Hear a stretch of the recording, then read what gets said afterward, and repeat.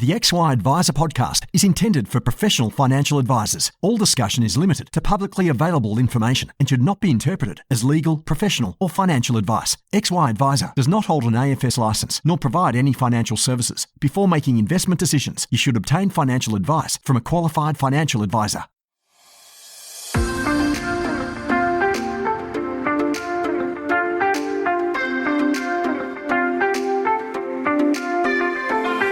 Financial advisors help Australians live better lives, and we're great at it. But what about us? For us to thrive in the coming years, I'm here to ask a very big question. How can we live better, run better businesses, and help more clients along the way? My name is Jessica Brady, and I would love for you to join me as I listen and learn from experts who answer these very big questions. I am lucky enough to record most of my podcasts on Gadigal land. Perpetual is a dynamic, active manager offering an extensive range of specialist investment capabilities, including Australian and global equities, credit, fixed income, multi-asset, as well as environmental, social and governance, designed to help meet the needs of clients across Australia and New Zealand. Underpinned by our long-standing and market-leading Australian equities capability, Perpetual also offers an extensive contemporary range of funds. As one of Australia's longest-serving and most trusted investment managers, our long-standing commitment is to deliver superior outcomes over the long term to clients. G'day. 2 weeks in a row, I am filling in for my friend Jess, who happens to be on the other side of the world, enjoying herself, just going through, what would you call it? Too much fun, I think is probably the correct answer. So I'm filling in for her for the second week in a row. But Kev, mate, it is great to have you on to chat all things advice tech. So thank you for coming on.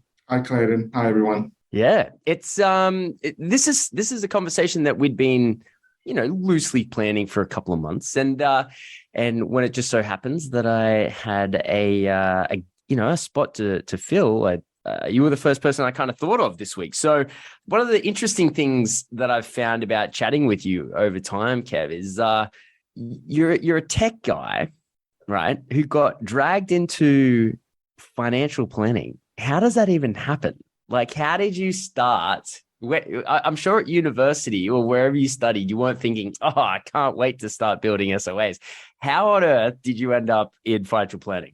Okay, well, it started off with me trying to finish off my double degree with a master's in uni.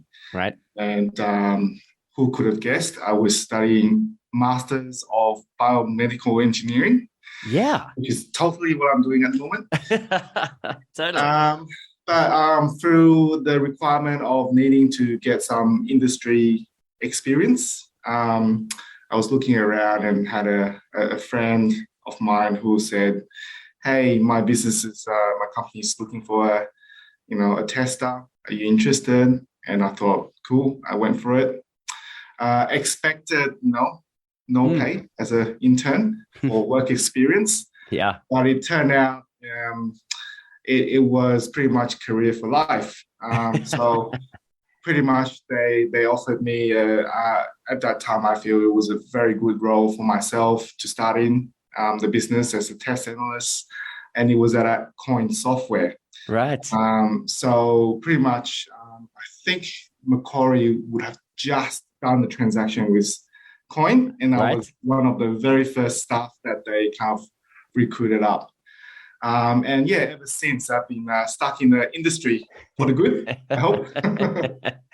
Well, it's kind of interesting, right? Because, when I first started my financial planning business in 2013, I was with Hillross, and Hillross is owned by AMP. And I think it's finished now, but there was a huge decades-long, partnership between Coin and AMP. And so when I first started in my own practice, I was using Coin, and this was 2013, 14, 15, 2000. I think by about 2016 I'd moved across to Midwinter, but certainly the first few years I was using Coin, but I assume by 2016 you were well and truly had moved on from Coin, right? Yeah, so I had a pretty interesting lots of role changes in Coin. Thankful for the great leadership team that gave me a lot of opportunities. I went from tester to developer to account manager to institution account manager on the professional services team. So I was working with various different companies on customizing or implementation of Coin. Yeah. And then in 2008, just before the GFC hit, fantastic time to leave the work, leave a job. Yeah. I decided to go into a startup. Didn't quite work out, so came back to the industry, but sit on the other side, which is Suncorp, which is the client of Coin, and kind of understood how the client side work and how everything kind of pieced together to me, going, all right, this is how vendors think, this is how, clients think, and thankfully, the executive manager at that time, Laura, I still remember her name, I still talk with her. She encouraged for me to start the business and share the experience with the peers around the industry. And that's the birth of YTML, which was the pre-rebranded Raw and pre-rebranded Dash. Yeah.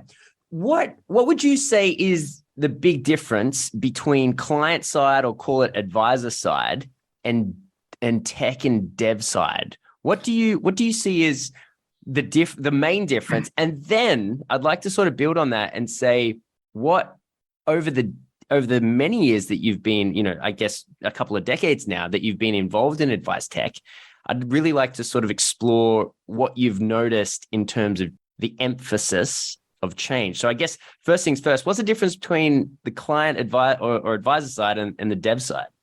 So I would say it all depends on which role you play in a business, right? So when you're on the vendor side, you need to consider for all the other clients that you have. So you need to make sure that anything that comes in, you need to consider all the possibilities of breaking anything for your clients. Or is this something that your other clients would need? So there's a fair bit of analysis that's required. So that's the mentality, making sure that you're trying to satisfy as many people or as many clients as possible when you're making certain changes. Whereas obviously on the client side, you will be more thinking about, this is for my business, this is what I need. And you try and explain as much as possible in terms of your terms to the kind of, I would say, the intermediaries, which is normally the account managers or the project managers or whatever, which a lot of the times get translated differently. You will have seen some LinkedIn photos of how projects work, starting from what clients want to what project managers sees it, what business managers see, business analysts sees it, and what the developers give you, right? Yeah. That happens in the real world. Right. So and there's a lot of miscommunication, and a lot of the time it's not because people want it to be wrong. It's just because you have different background, different terminologies, different definitions. So the more experienced that people are in the project, obviously this miscommunication risk just reduces. So I guess this is where kind of when we started the business back then in 2010, that's the problem YTML solved, becoming the bridge between the client and the vendor, making sure that the right things has been translated correctly. And a lot of the times we would also do the implementation work, obviously partnering with the vendors. And then, so what would you say has been the changes in what advisors want from software over time? How have you seen what advisors are looking to achieve from technology? What, I guess, early in your career, what was it, and what is it now, do you think? I think the reality is advisors wants more as you go. And so let's say from the days that we started consulting, obviously a lot of the efforts were spent on the delivery of the SOA, which is what today our business is still very obsessed in. So it's the different mechanisms of how do you establish certain processes to deliver all these SOAs effectively, as well as trying to achieve a zero post-merge outcome, which is very hard. What is a zero post-merge? What's that? So zero post-merge means, no editing required after Gotcha. Right. Generate the document. It's very easy for a single topic, fixed scope template. Yeah. But as you add more scope into this, or variables into this, then the difficulty of achieving zero post merge just increases exponentially as you add stuff. Yes. So I think that kind of still hasn't changed too much, where a lot of the software needs are really to deliver that SOA effectively. Yes.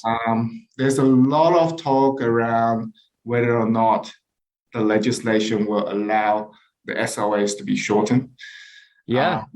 Or even sort of cookie cutter. I think that there's always such a huge, I guess, competing agendas between, you'll sit down, you'll talk to someone, or you'll hear someone from ASIC speak, and they say, we specifically don't want advice to all look the same, right?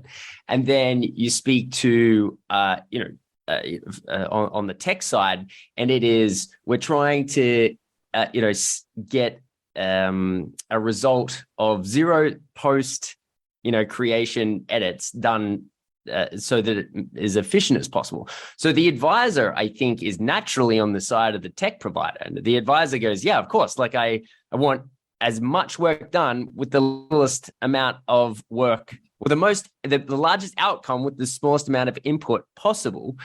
And ASIC sort of it takes a bit of a different approach. And there is kind of this constant battle where industry is trying to be efficient. The regulators are trying to say that's not the case. And then I guess the tech providers are in the middle trying to somehow deliver on both. And I guess that would be a large part of where the difficulty lies. Now, if you kind of think about what's occurred in the last even 10 years, but certainly since advice tech began, it's an industry that's grown substantially, I would say. Obviously, it's still not the size of the fund managers. There's about 1,000 of those. There's about 10 life insurance companies. There's about 10 investment platform companies. But these days, there's a lot of tech. There's a growing amount of tech, and everyone is trying to solve things in different ways.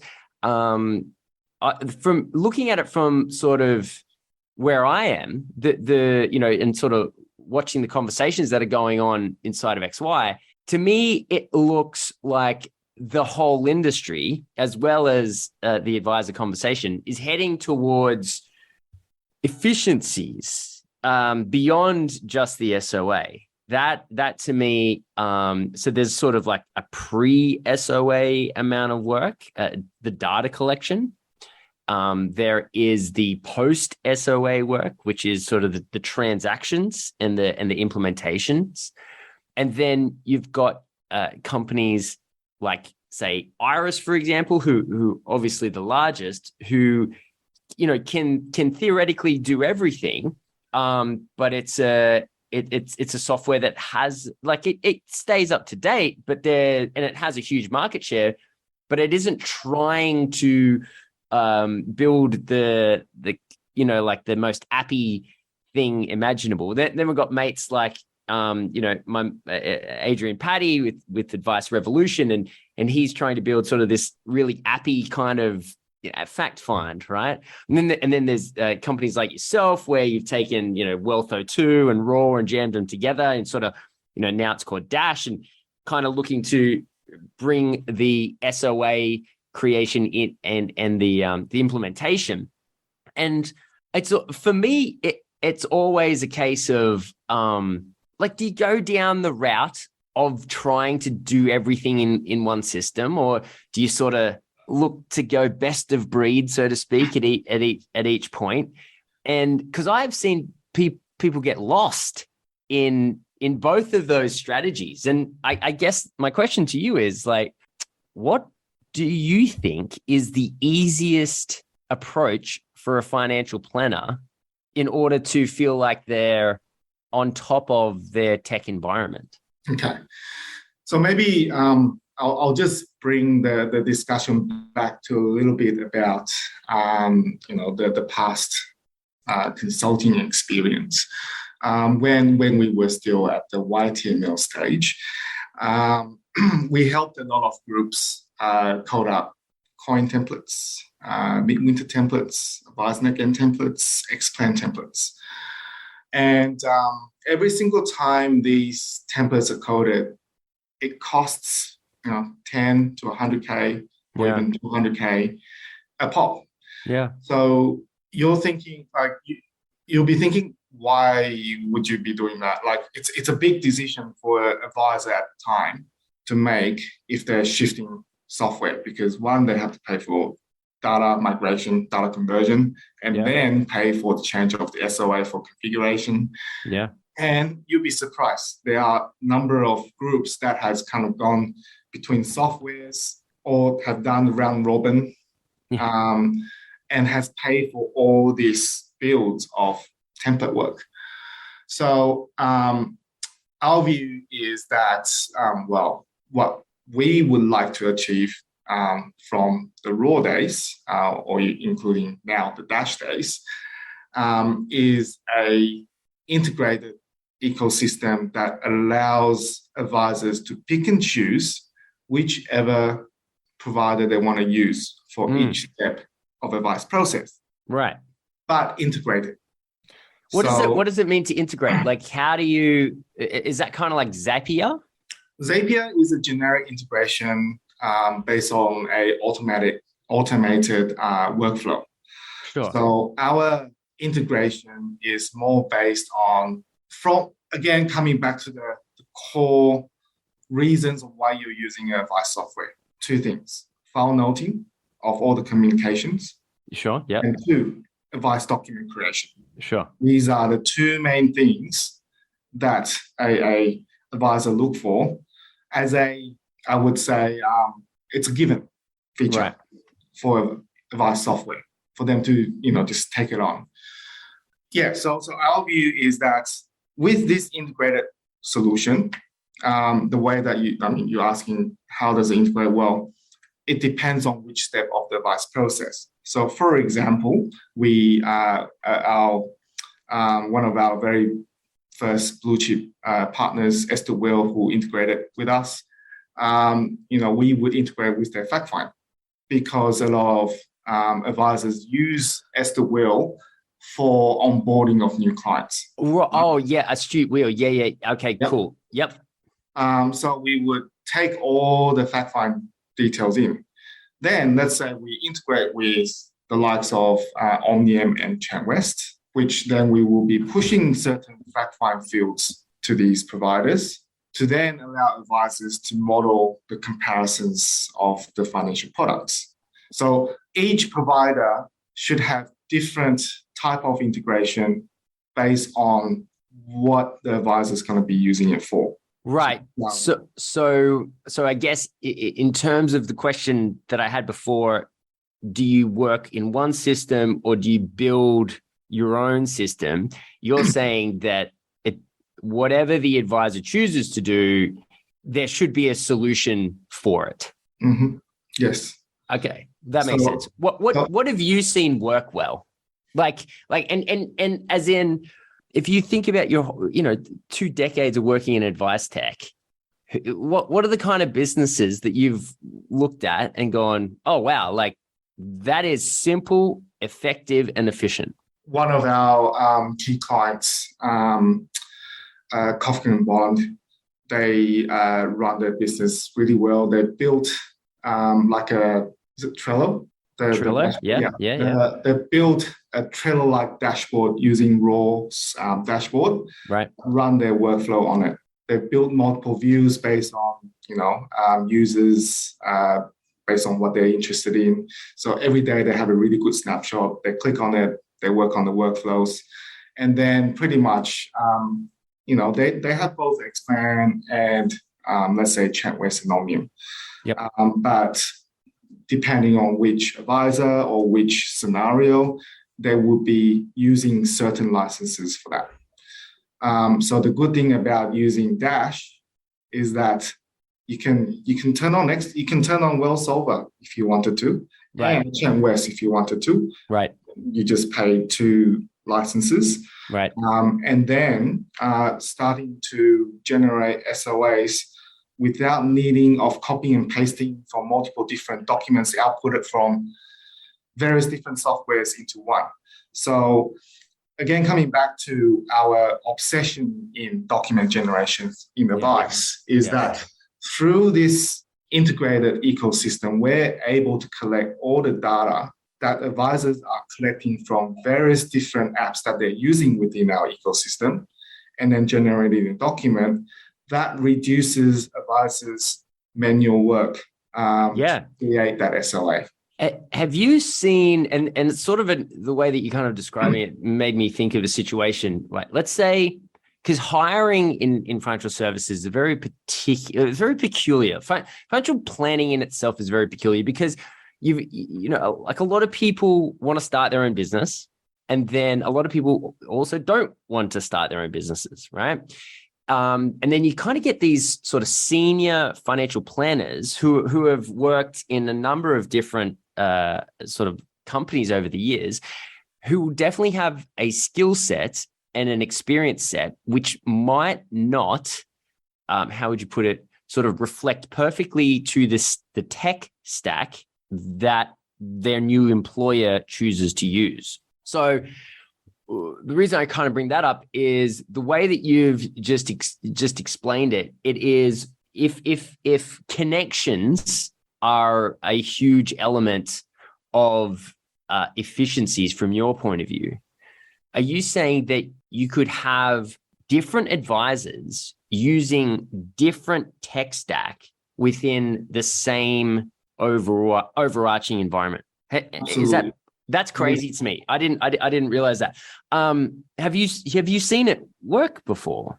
Well, within this practice, it does, right? So they kind of that's amazing systems, and pretty much all we do is code the tables or the data differently based on which data input they. Wow. So advisor A really likes Astute Wheel. Advisor B really likes My Prosperity. Advisor C really likes MoneySoft. For example, like you keep going, right? Advisor Intelligence, right? There's a million of them out there. And then they plug, because the advisor has a particular, because that's the thing, because advice is different from every advisor, they might lean towards a certain type of advice and therefore may enjoy using a certain type of tech stack. And that's pretty impressive that there's a business out there that can facilitate the unique journeys that each advisors want within their practice. That's actually really cool. Yeah, so I mean that's exactly what we want to achieve, giving advisors that flexibility, but also giving licensees or practice owners the comfort. We also can provide like a whitelisting of providers. Let's say if certain principles of the business does not like a certain provider in the industry, we could rule that out so that advisors in their practice can't have access to that as well. So that is also giving bit of a defensive mode Right. into this. So, I always like to use the analogy that, whenever we build technology, it's like playing a basketball game. I'm a massive fan of basketball. Cool. We always talk about defensive play and offensive play. So when we design our solutions, we always think about how can we make sure that there's both plays going on at the same time, and which will result in helping advisors, delivering more and better advice, but at the same time, giving them the efficiency and the governance and, the compliance requirements automatically out of the system. Why is it, and this is something I've thought about for a long time. Why is it, do you think, that there are companies like virtual business partners, for example, right? But there are, a ton of other outsourcing, power planning arrangements in Australia at a litmus, sorry, not a litmus test, but it's sort of a stab in the dark. I would say maybe 200 contracted power planners that sort of, typically one or two people's shops. It's for as much as, technology has tried to solve the issues of efficiencies and effectiveness, it seems to be that there's still a huge element of human involvement. It's just, in a lot of cases, that human involvement is kind of outsourced rather than handled internally, which, I came across from accounting into power planning. It's a sad state of affairs when my previous profession is getting outsourced. But I mean, I get it, because I also had a financial planning company, and I also, I had internal power planners, sure, but I also used external. And there seems to be, and it's hard to explain, but as the advisor, there's an element of I guess security that you feel when you know that someone has cast their eye over it. It's kind of it's almost difficult to explain, but there is for whatever reason, that maybe it's because technology can't, or at least I haven't seen it, bring to your attention not so much the logical issues that exist within an SOA, but illogical ones that are sort of, I guess, are hard to pick up in code. For example, if there was a goal that stated, you want to ride a horse in the Savannah desert in 20 years from now, right? Like that, and then at no stage during the SOA does the advice actually address, because it's a very strange request, and how do you articulate that in automatically. So it almost seems, because humanity is not able to be codified, and everyone has such weird, I guess, unique goals, as you're sitting in front of them discussing what they want out of life, it does seem like invariably it needs someone to look at it. How do you view, in terms of tech and the relationship with power planners? Do you ever see a world where tech will replace power planners? I think no.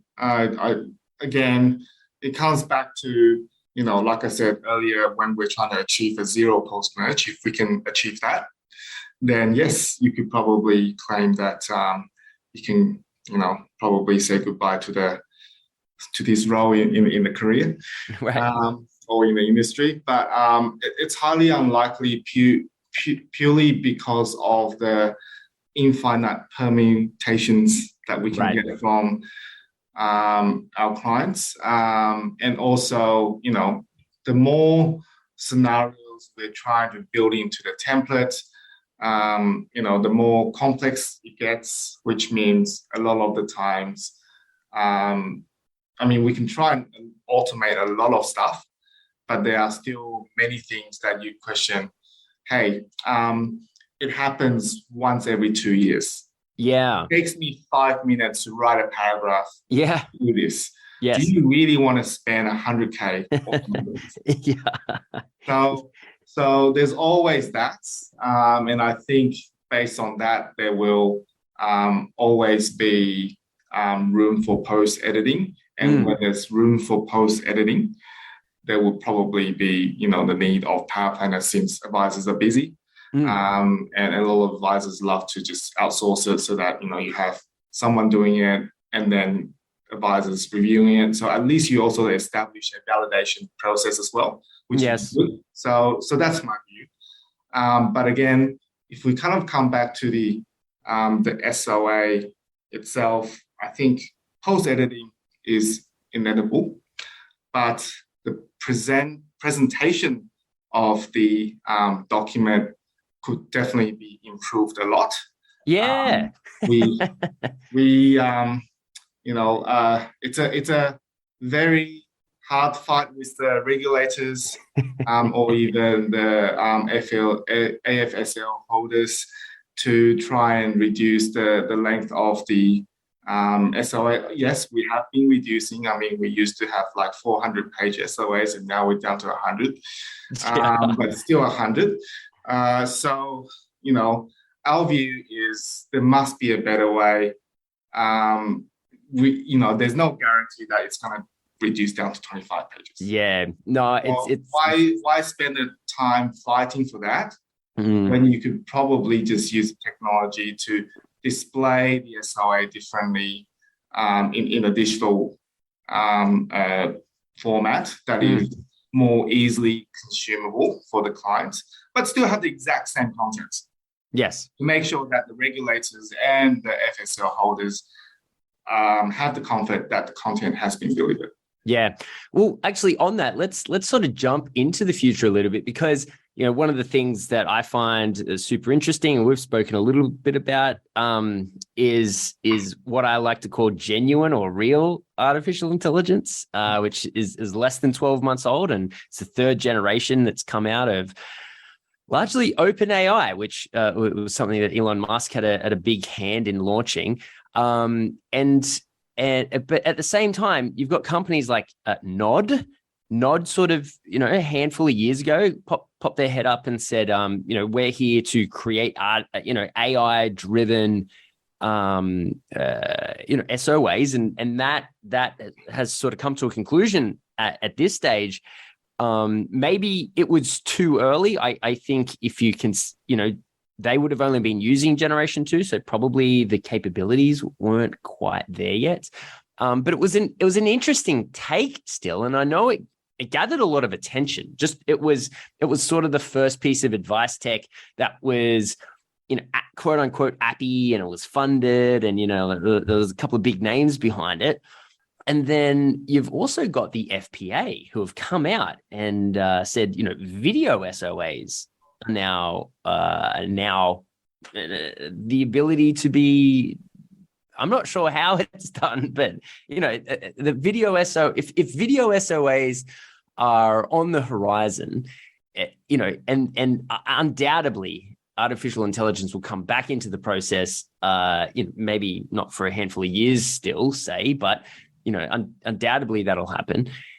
What do you kind of see as if you look over the horizon, and I think probably your answer in regards to what advisors find most important at this stage is sort of interconnectivity and flexibility, and I love that. What do you kind of see if you look over the horizon as what's next? Maybe it's not next week, but what do you think's coming next? That's coming back to your question regarding the AI. So, I mean, Nod's got a fantastic concept, and we were really excited when they came out as well. Actually, reached out to Joel when they press release to work on the integration. Unfortunately, they went to a conclusion stage where I think before we could take that AI step, the step that we need to solve first is the reg tech component. If we can solve that first, then you can move into AI generation. And when I say the reg tech component, it's the like of, Artemis from RedMarker, Sammy, or Tick, where they would do all the, I would say, scanning of the SOAs. Yes. But it feels like at the moment, a lot of these scannings are hardwired rules. Yes. So we could actually have AI-driven rules being built into these where it just learns based on whatever get published on the next day of, legislation, and it automatically generates the rules and then checks the SOAs. That would be ideal. Once you can do that, then you can generate the SOAs in a compliant way. That's my view. We're probably just not quite at that automation stage yet. I mean, Tick and Semi are doing fantastic jobs at doing what they're doing. But in terms of where we want to achieve really in the fully automated area, probably not quite there yet in terms of AI and machine learning. Yep, totally. What about video SOAs? Yes. So in regards to video SOAs, I think what FPA is trying to promote is rather than having a document SOA, you record the video, but within a framework. Our view is that I think what FPA is trying to do is trying to take you to an extreme, just to think about what can happen in the extreme world, and then see how providers in our industry can take that extreme philosophy and build towards that. I think that's what FPI's intention is. And our view of that is rather than having an advisor recording SOA live, which, look, I get really nervous when recorded live, even now. Advisors probably do that day in, day out. But again, we're humans. We make mistakes. And sometimes we make mistakes without even knowing it. And now you're asking advisors to record that, which, may trigger risk within the video, probably more risk than the SOA if they forgot to say stuff, or if they say more than what they're supposed to do, that kind of stuff, right? And let's say if they're flicking around the laptop, this is all recorded, they flick to something that they're not supposed to flicking, what are you going to do? It's actually, you bring up a really good point. This would be the antithesis of efficiencies, wouldn't it? If you sat down to video record every single SOA,